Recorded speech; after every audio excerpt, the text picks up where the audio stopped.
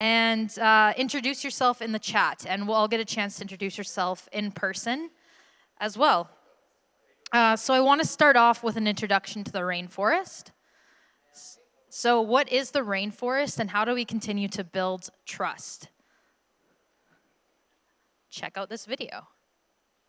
What does it take to realize an idea, or for a seed to sprout? At Rainforest Alberta, we know the answer is rooted in trust. Traditionally, Albertans have cultivated their ideas in established systems. Inputs that don't fit these systems are weeded out. Opportunities for growth are missed.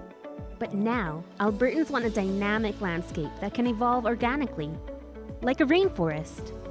At Rainforest Alberta, we believe a culture of trust is the fertile soil where ideas grow. Our budding innovation ecosystem is a network of relationships pulling each other up as they push forward in their own field.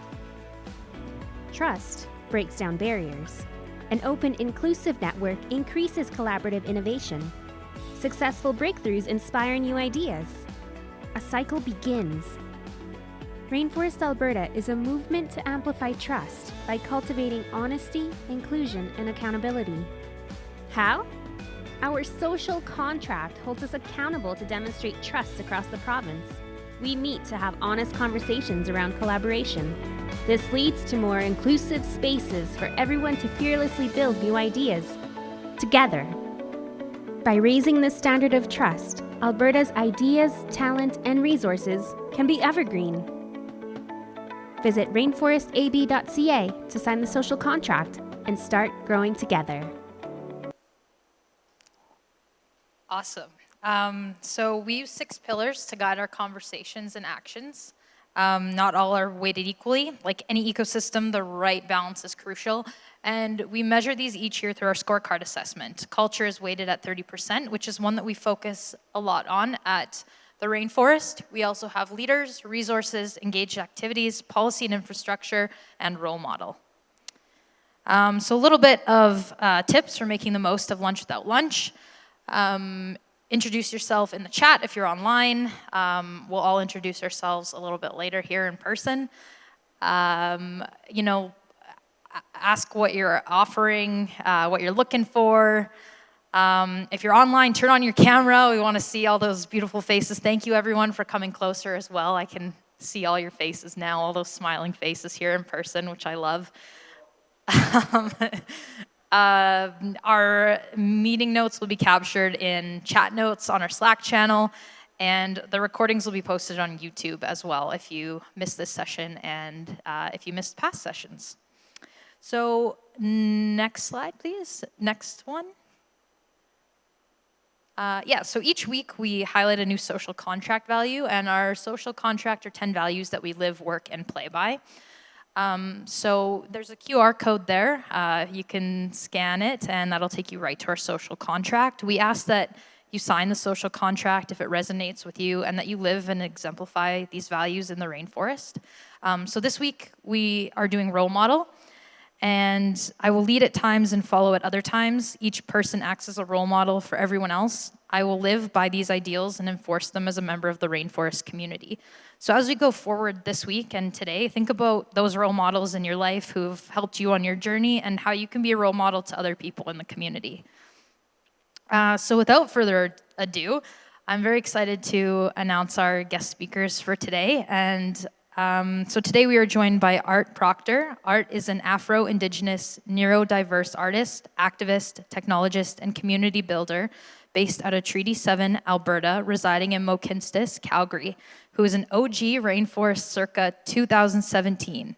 He is a seasoned international arts and corporate management professional, digital transformation analyst, award-recognized arts and creative industries veteran, startup survivor, and social enterprise advocate, who is a well-traveled, outspoken cultural catalyst and socio-political unwilling prophet.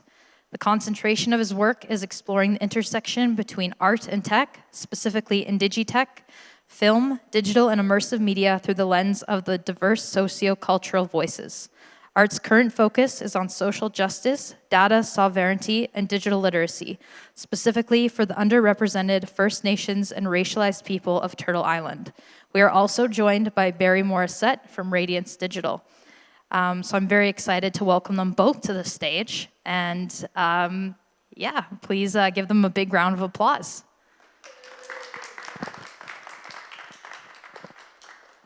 Hi, everybody.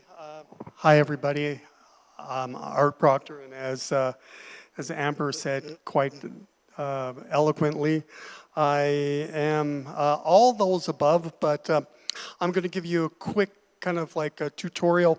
My presentation will be a micro primer on what is and the history attached to Truth and Reconciliation Day and why it's important and what we should do to move forward. Just so you know, I'm not an expert, a scholar, an elder, or knowledge keeper. I have a hard enough time just remembering where I left my phone most days. I'm just an individual who is on his own personal journey of discovery as pertains to what does truth and reconciliation mean to me, and I encourage you all to do the same. You can't have reconciliation without truth and without action, and cannot have informed action without listening and learning. So educate yourself and be open to change. So what we're going to do, I thought as a tribute to that today, seen as it's a paying tribute to Truth and Reconciliation Day or Orange Short Day, is we're going to read this together. So very open and loud voices, and say it with some meaning. So, okay, everybody, in the spirit of respect, reciprocity, and the truth, we honor and acknowledge Mohkinstsis and the traditional Treaty 7 territory and the oral practices of the Blackfoot Conspiracy, Siksika, Kainai, Piikani, as well as the Stoney Nakoda, Tsuut'ina Nation. We acknowledge that this territory is the home to Métis Nation Region 3 within the historical Northwest Métis homeland. Finally, we acknowledge all nations, Indigenous and non, who live, work, and play on this land, who honor and celebrate this territory. This sacred gathering place provides us with an opportunity to engage and demonstrate leadership on reconciliation. Thank you for the enthusiasm, commitment to join our team on lands of Treaty 7 territory. Thank you very much for that. Today, okay, hold on just one second. Let me move this forward. Okay, well, yeah, we can go back. So this is a little bit of what I've been up to lately. I'm currently working with Indigenous Friends Association based out of Toronto. They are a startup software company that is doing some amazing work for Indigenous and racialized youth. And I'm currently the UNDRIP Indigtech digital justice consultant. Fancy word that I'm just a community manager, stakeholder engagement, and do some consulting in regards to cross path of digital transformation. I'm also associated with ArtsPon, or Together There's Symposium, doing similar work. I just became a community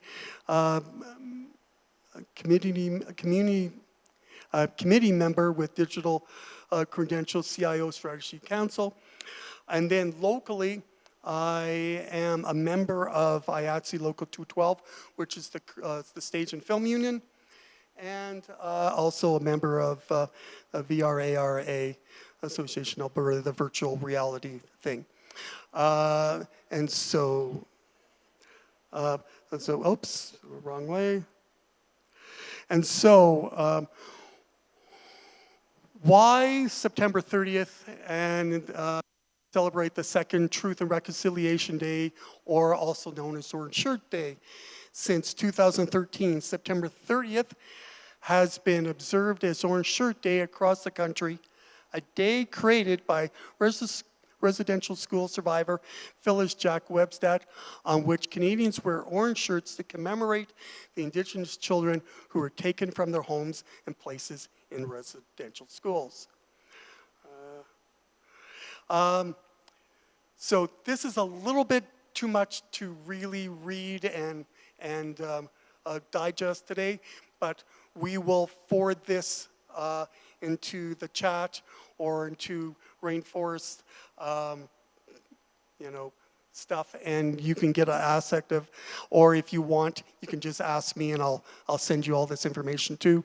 But the general gist is, for over 130 years, more than 150,000 First Nation, Inuit, and Métis children were removed, often forcibly from their homes and communities with the aims of isolating them from their family, traditions, cultures. Thousands of children died at these schools as a result of abuse, neglect, and many survived the trauma of experience deprived of their language, identities, and never reunited with their families. Really cheery to start off today with. Okay, so this is Indigenous Friends Association, and their mission is to ignite the spirit of Indigenous communities to engage and reclaim digital technology. Our mission is to inspire, support imagination of Indigenous communities to create and maintain their digital technology to further their autonomy.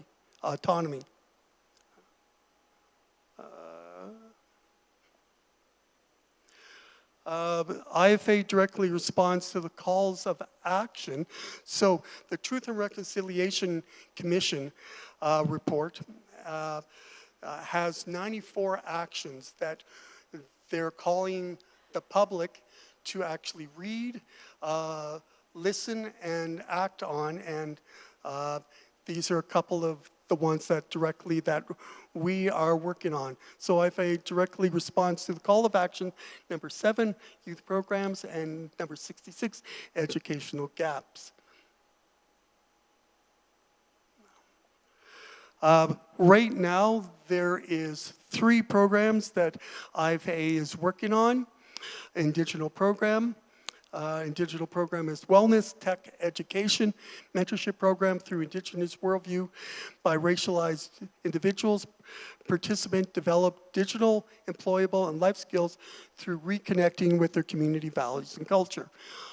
The second one, Indigenous Mobile Program, is a research and development initiative to imagine, create, and deploy digital applications that integrate Indigenous traditional knowledge and the values into their design. Some of the successful projects of this are Indigenous Friends, Indigenous Health, and Auntie-Bots.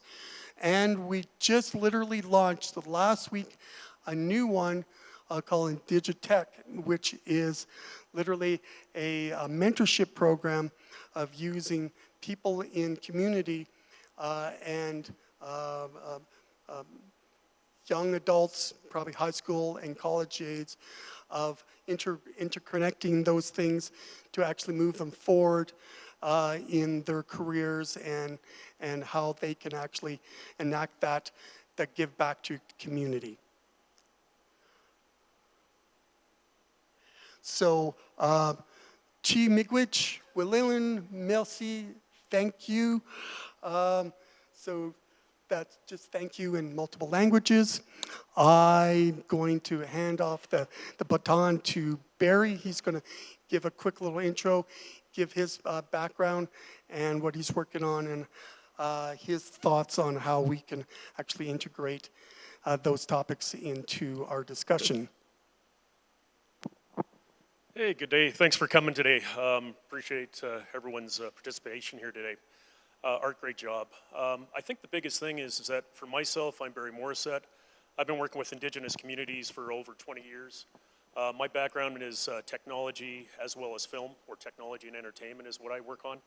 So some of my background is I developed an interactive training system for Indigenous awareness for ConocoPhillips going back to like 1998. The whole point behind doing all of this was to actually give people, the tools, how to work within Indigenous communities around the world. Now, most people think, in the oil patch, I just show up, have our, guys do our thing, and away it goes. It doesn't work that way. It comes down to the sense of engagement within those communities and telling that community what you're planning on doing. So right now, a lot of the different projects I've worked on is what's known as Elders Legacy Project. It's using technology like our wonderful cell phone to actually keep the stories going for a lot of the elders. So one of the problems that we've noticed is that within COVID, everyone kind of was locked in their, little rooms and vice versa, and no one was getting out. But the thing is how many of you know about 7 generations by chance? Have you ever heard of that? So the whole thing with 7 generations is after that end of 7 generations, you're going to lose a lot of the knowledge base. So that's like your elders' knowledge. This is where a lot of your knowledge keepers come into play and vice versa. And those other traditions that come through it. Everything from, for an example, how you do indigenous food storage in different parts of the world. So I'll give you a little bit of background. Besides the Indigenous Awareness Project, I was working with Sutana over here on the Sarcee. I used to call them Sarcee Nation for the longest time. And the whole point is working with elders. And the whole thing about elders is bringing youth and elders together and talk about the traditional ways of food storage in this part of the world. Back in the days, you didn't have a fridge. You couldn't plug it into a currant bush, as I like to joke about. But the reality of this is that you had this opportunity to show the youth how these old means were done. And it was very eye-opening, even for myself, because we have such a reliance on electricity and those other past knowledge bases. Some of the other things I'm working on right now is a company called ICMD, which stands for Indigenous Community Medical Doctors. One of the problems with rural communities, remote communities, and Indigenous communities is the lack of medical doctors and medical help and care. The founder of it is named Chris Henry. He's one of my Métis brothers from way back when. The fun part about with all of this, though, right, is that he developed a system because of a need to these rural communities. And the hard part for a lot of people to realize, though, is when you're up north, especially out of Manitoba, where he's based out of, you'd have to fly people in from Flin Flon, Manitoba, Norway House, those kind of pieces. Well, for the provincial government of Manitoba, that was $66 million just in transportation, housing, hotels, all the rest, bringing people, being elders, being someone that was pregnant, because they didn't have the facilities to get the proper monitoring and care. So with an opportunity, I was working with Chris. We found these other aspects to use telemedicine to actually start getting into those communities. And actually, the other side that we've developed over the last 2 years over COVID that we saw that was kind of key in that sense is how to develop pharmacy and medical care.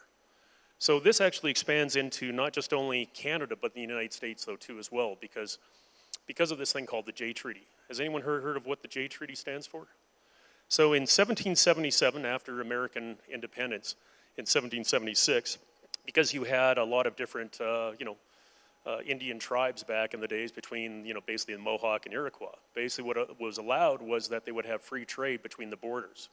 Still to this day, if you were First Nations with a treaty card, all you had to do was show that and go across. It's kind of interesting because in Pecani, down south by Lethbridge, so to speak, I should say Fort McLeod, it's interesting, they have a U.S. Army recruiter base, like a little stand in their high school for actually recruiting a lot of the First Nation kids. It's kind of mind-boggling, actually, in that sense. But, with ICMD, one of the things that we were looking for right now is how to actually strengthen those opportunities to actually provide healthcare and healthcare solutions for those remote communities, and how we can actually tie in with other groups to actually grow those opportunities. Because it affects basically not only the First Nation communities, but a lot of the rural communities up there too as well. And then the other side of it is, what happens if I need medicine? How am I supposed to get it? These are the logistics and the other components that we've been actually working on. But the whole point behind all of this, though, right now is there is these great opportunities. Some of you are probably already working on new ways how to actually bring in new forms of knowledge base. My big focus right now is to look at ways how we can actually create a 21st century knowledge-based economies in remote communities, First Nation communities. Being programming, being, for an example, basically e-commerce. There's a lot of opportunities growing there, but the other side of it is that people, I've been talking in the crypto and blockchain communities, is using the off-flaring gases, for an example, right, to actually heat greenhouses. This is things that everyone's been talking about for a long time, because when you go up to these places, like I was just up in Fort Mac at the end of the month, last month I should say, and one of the things that was blown away is the price of food. Nutrients, for an example, right? Indigenous health is kind of a big component, not just only for the Indigenous community, but for all. And as in with that land claim acknowledgement, we're all here together and work together. And I think this is the whole thing about reconciliation right now, is that we have this wonderful opportunity right now to come together and grow these new businesses. It's just the fact of understanding how to work within those communities. And it's hard because there are some kind of past discretions, and then there are some other aspects of politics that get played within, I call it the colonialism sometimes, of politics that actually are in those kind of communities. But, realistically speaking, there's so many things that can be done. And, I think the main thing is that if people need to engage, it takes time. That's the whole point behind all of this, right? And whatever you're doing, for an example, in getting engaged within those communities and growing those opportunities, be patient. That's all I'm going to say. Anyways, I'm going to leave it off because I only had 5 minutes here. Hopefully I gave you enough here, but I'll pass it back. Thank you. Thank you so much, Barry and Art. That was absolutely amazing. Do we have any questions for Barry and Art? Here, I'll give this one to you. Please be kind.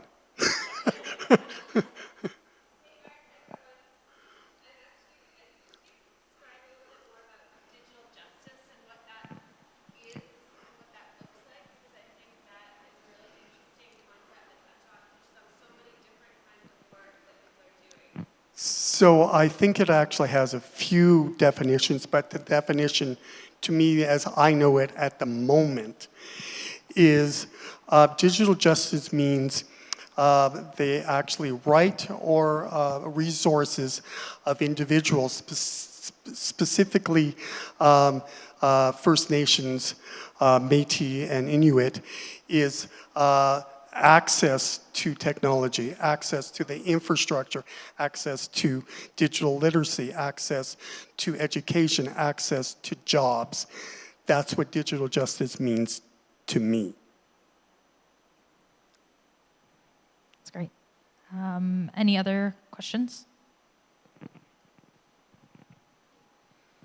Thank you very much for your presentation. Pete LaFontaine here, and my question is, I've been on this journey for a while as well. I'm also Métis, and my thoughts in life is always about the path forward, learning from where you have been and how we go forward. And a lot of my Indigenous friends are about the path forward and finding our new way and working together. Certainly we have to respect our history. Certainly have to work with our elders, but a lot of it's about how do we work as a community going forward. And so I think that is one of those things where those enterprises you're talking about, there's money involved, it's a bunch of startups, a bunch of stuff. So just your thoughts about the path forward. I think the path forward in a lot of cases is work with some of the institutions and some of the organizations like Platform in a lot of cases. We have to be the conduits, right, in a lot of cases. So in other words, a lot of communities, like I'll just give you an example, like a path forward. I mean, over COVID, one of the problems that we had was that no one was going to schools. So a lot of First Nation communities, there is no fiber, there is no real internet. If you do get it, it's sparse. So all these kids, all these children are 2 years behind. It's not just only Indigenous kids; it's a lot of other rural kids. So what is the requirements right now? Getting to your point, I think what it is building some of the infrastructure that is needed, primarily in the sense of the communications, and then that actually turns around and brings a lot of the technology into play. So for an example, there's a company here in Calgary, through University of Calgary, that I work quite closely with, is what's known as Mage Networks.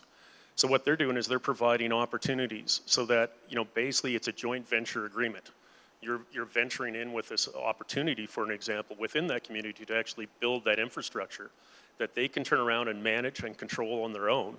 So in other words, they have basically a minimum of 51% ownership within those processes or in that project.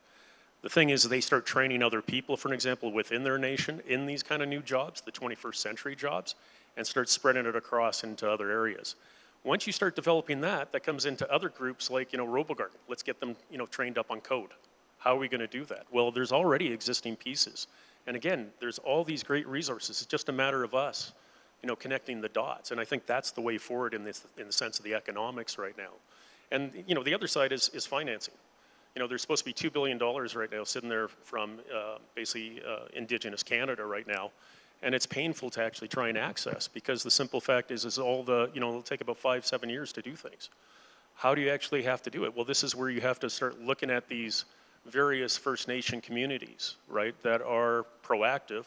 And, like I was saying earlier, one of the things that I found kind of interesting is working with tribal nations in the United States.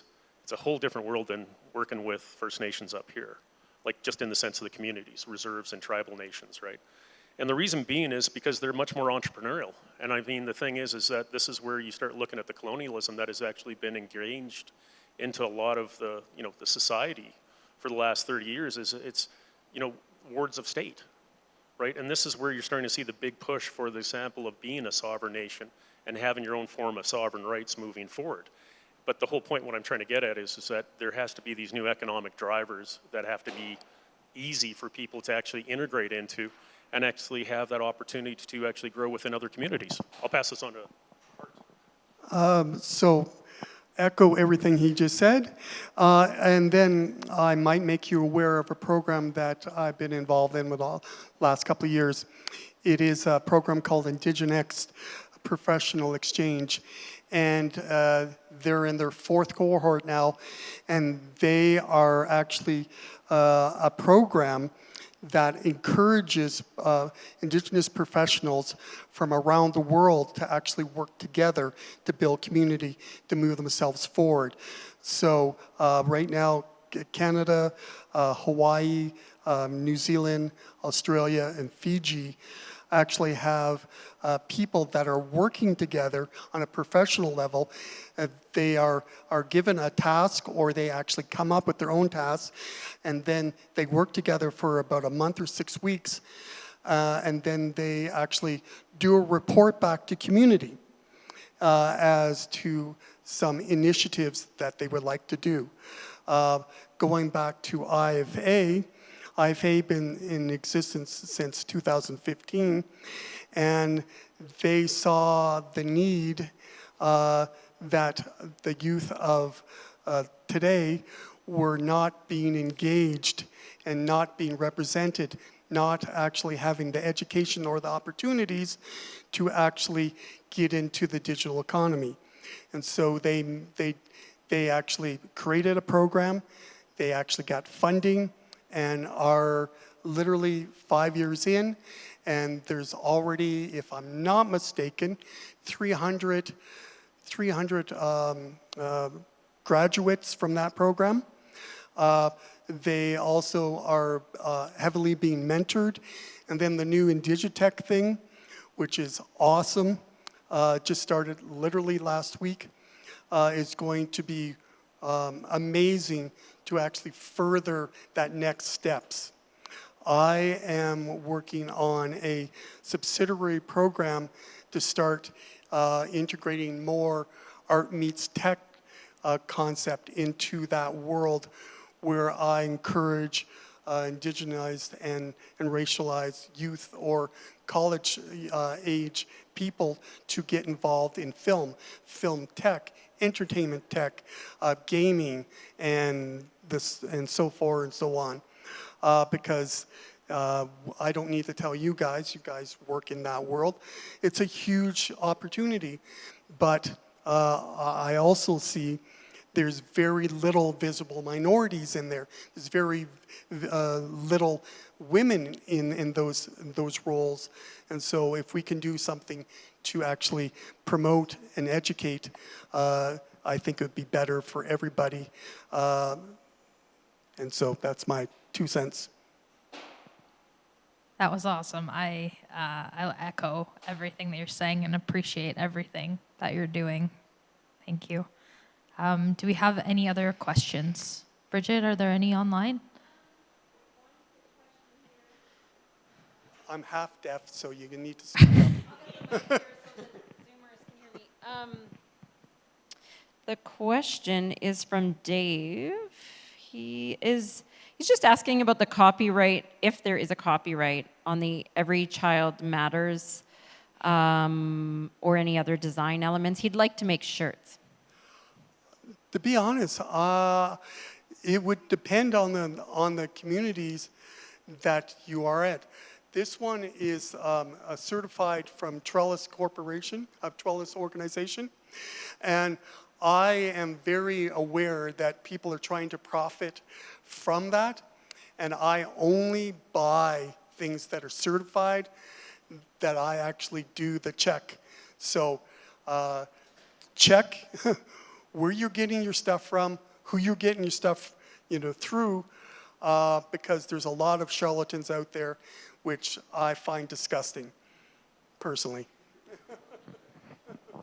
I think the other side of it, though, too, is every nation has their own shirts. Like when I was just up in Fort Mac, I was given one. It was done by someone's beadwork, right? So I mean, that is someone else's property. But I mean, if you wanted to sell that shirt, via through them, for an example, I think that's the way to do it. I mean, there's ways to do this. Like as Art's saying, like I mean, a lot of people are trying to make money off of whatever they can do sometimes. So again, the better thing to do is reach out to whoever has the food bank, for an example, of that First Nation, or the friendship, for an example, First Nation or the Indian Friendship Center downtown. They'll connect with people, or even local band offices, right? They're more willing to help in a lot of cases. You could reach out, because I mean, there's the Blackfoot Confederacy office here. That's over by Fuller Road. You can always reach out to them, for an example, if you have questions. But it's like anything. When you're taking someone else's art, you have to ask permission. That's all I'm going to say.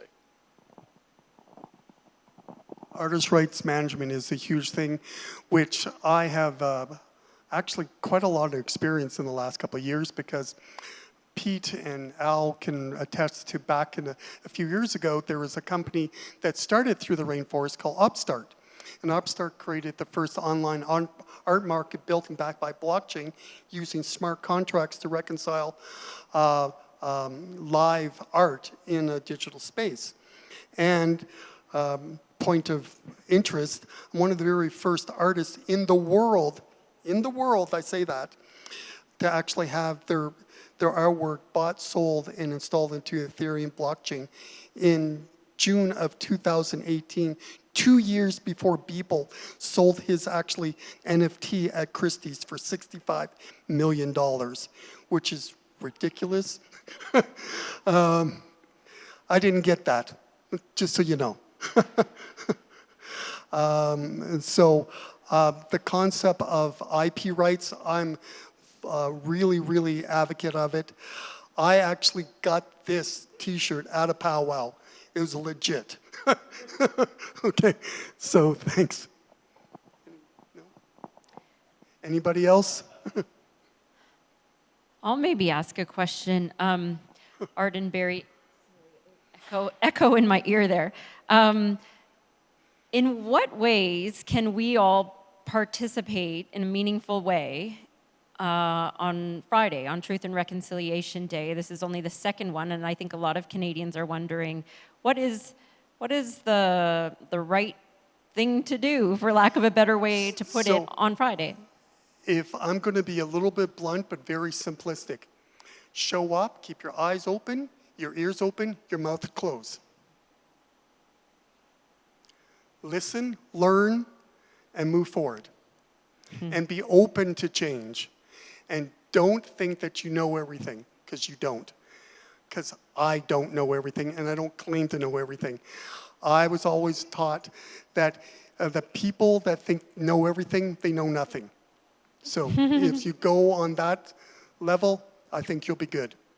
And if you're the smartest person in the room, move to another room. Anyone else have a question? Pete, just hold on and grab the mic here, please. Are the indigenous nations and people in the United States more advanced than the Canadians, and is that because of they're more commercialized, or are the U.S. indigenous people more advanced? It sounded like you suggested they were. Is that because of commercialization? What do you think is the reason there? Better weather? I don't know. You know what? It's funny you bring that up, because a lot of people don't realize Sutna, for an example, with the ring road construction, was actually using a lot of Haidegay, or not Haidegay, sorry, what was that name? Horse Creek is what it was known as. It was basically the one part in Scottsdale as a plan. The whole point is, what I find within the United States system, though, right, is that they aren't coddled by government, right? They're not controlled by government. So, for an example, in the United States, if you're First Nation and you buy that land, that becomes nation land. sovereign land in a lot of cases. I think the reality for Canada, though, right, is that, the biggest thing that I've heard so many nations actually say is we just want our own control. We don't want to go to Indigenous affairs and, wait 7 years for this business opportunity. They don't want to be on the taxpayers' dime in a lot of cases. They hate that aspect. And I mean, how many of you know what treaty days are like? I don't know if you ever heard about that. Yeah. So basically in Sudna, they get $5 every year. It was part of the treaty in 1887. So every year you show up, sign up, and you get your $5 bill, no inflation. Nothing was tied to that in the sense of what it was in the long term in that sense. The other aspect of it is you go up to Treaty 8, for an example, they had a choice of either a bag of rice, a cow, or $5. A lot of them are asking for their cows now because they never got them. But the problem is if you go up to that part of the world, it's all muskeg. So it's not farmland. So it was, you're being inhibited, in the sense of your success. And I think this is the whole, transition aspect of what's going on within this digital economy or this digital communications in a lot of cases. We have an opportunity to grow something that we've never seen before, but at the same time being sufficient, self-sufficient is what the goals of all these nations want to do. The problem is that, if let's say you wanted to get involved, I know the Alberta government at the time was trying to get a lot of the First Nations to recover all the abandoned wells. That was a problem because the thing is you're stuck with that for the rest of the lifetime. If there was a problem with sour gas and H2S or whatever, you're stuck with that. Liabilities and all the rest. But we're just going to pass this off as a business opportunity. But, that's just my 2 cents. Anyways. If I can speak to that, in my experience, one of the most progressive organizations or community in the world that are heads and shoulders above all is the Maori people of New Zealand. They're the most progressive Indigtech people on the planet. They're so for it. They're so ahead of us. I can't even tell you. They have had digital media, advertising, immersive media, film, tech for years. There is a company that I literally am in process of consulting with coming up based out of Wellington, New Zealand, or as they call it, Aotearoa, New Zealand. And they are going to probably open up a subsidiary office in Canada and probably base it out of Alberta, specifically probably Calgary. So that's going to be friggin' awesome. And so look for that in the next year, probably May or June. Any other questions?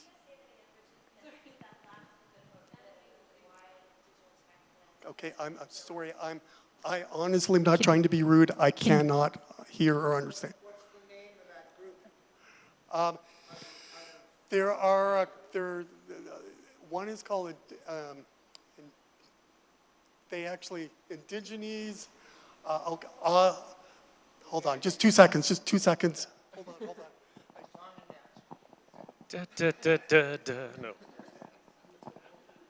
No, but you know what? I find it interesting these days, though, because if you look what's going on with Sydney right now and the developments that are going, they're pushing the envelope now, and they've learned from some of their American cousins because they're tied to Blackfoot and Dene, right? And that actually stretches all the way down.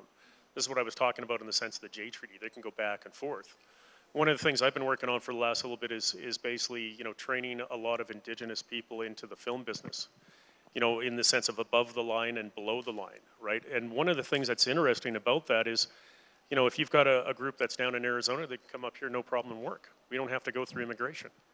The other side of it, though, too, is the other part about it is that a lot of the youth have what I call reserve shock. They don't want to leave the nation. They don't want to leave the reserve. So this is where these 21st century knowledge-based jobs and economies start becoming another kind of aspect to getting people to break away from the government handouts, as I like to call them in some senses. So I just found out because literally it's a conglomerate, but it's iSparks Group, And then the subsidiary one is IndigiNZ, which is a 5G agency. And the CEO is Geoff Ray, basically out of Wellington, New Zealand. Are there So over to you, Amber. and I just want to thank everybody for inviting me, for coming out, for all that kind of stuff. Thanks to Barry. Appreciate it. Over to you.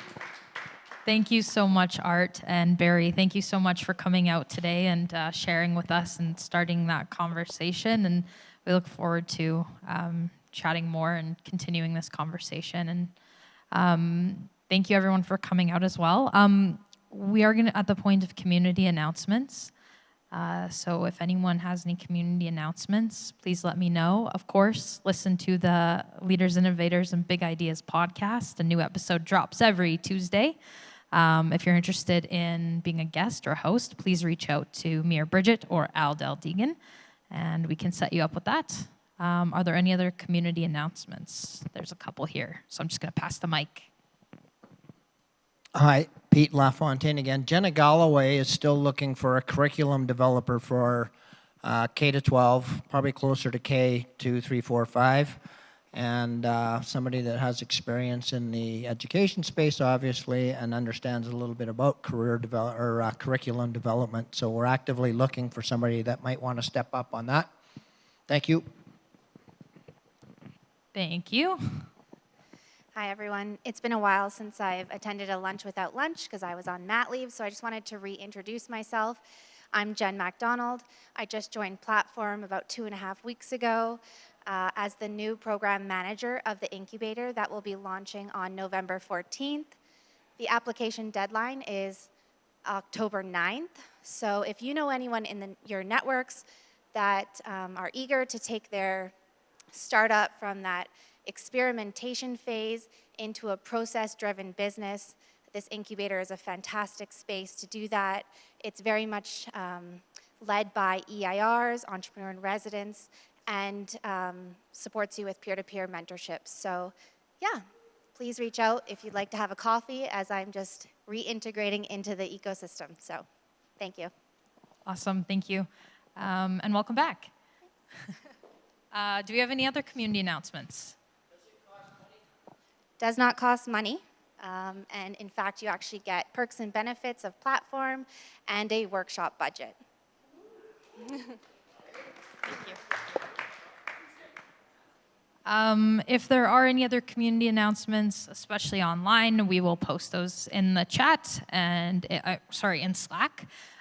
So please check out the chat from today in #lunchnotes.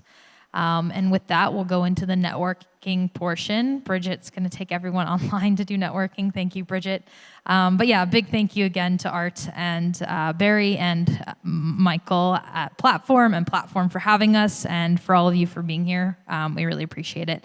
So now, yeah, we're going to go into networking. If you haven't... Sorry, losing words here. Try and meet someone that you've never met before. You can continue the conversation from today, or what you're looking for, what you're hoping to give back to someone else, and the true rainforest spirit. So just enjoy, and thank you so much again for coming.